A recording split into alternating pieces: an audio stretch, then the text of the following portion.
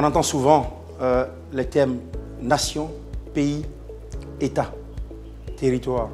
Ce sont des thèmes qui recouvrent des acceptions différentes en termes d'émotion, mais en termes juridiques, en termes réglementaires, en termes administratifs, en termes diplomatiques et en termes politiques. Confinons-nous à la notion de nation, mais quittons les définitions académiques.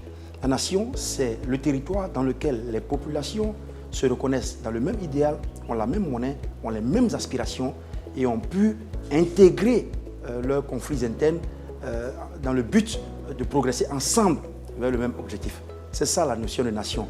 Et la notion de nation a également fait émerger la notion d'émotion, l'appartenance à cette terre qui est plus forte. Vous voyez des gens vibrer devant un drapeau national ou devant une équipe nationale ou devant une histoire nationale. C'est ça. Quand on arrive à ce niveau, on est en train d'émerger vers une nation. Et donc la nation se bâtit aussi sur des principes importants de démocratie qui permettent la libre expression des groupes différents dans la même entité. Donc c'est un peu ça la notion de nation.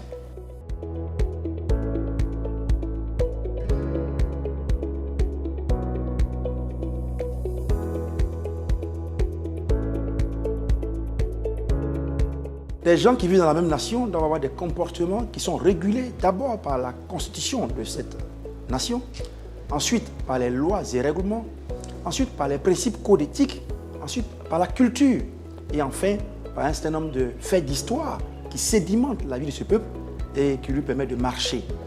Le respect des droits, le respect des libertés, le respect des différences, le respect des entités, le respect de l'histoire de chacun permet de sédimenter, de coller, d'agréger et de ramener ensemble toutes ces populations qui vivent sur le même territoire.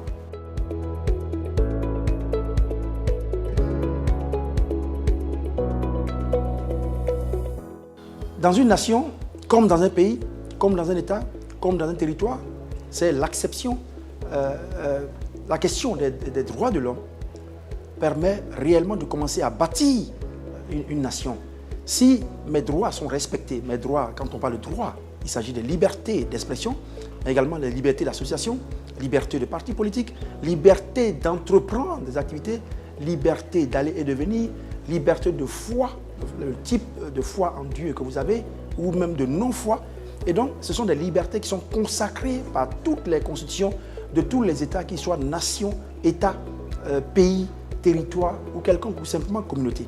Et les droits, bien sûr, la jouissance des libertés et des droits n'est complète, n'est pleine que lorsque les droits et devoirs vont ensemble dans un respect mutuel de ce que je prends et de ce qu'on me donne, de ce à quoi j'ai droit et de ce que je donne aux autres. Et c'est cet équilibre-là qui nous permet d'avancer. Et c'était un peu toute la conception du philosophe Rousseau dans la construction d'une nation, mais également dans le processus d'élaboration d'un État.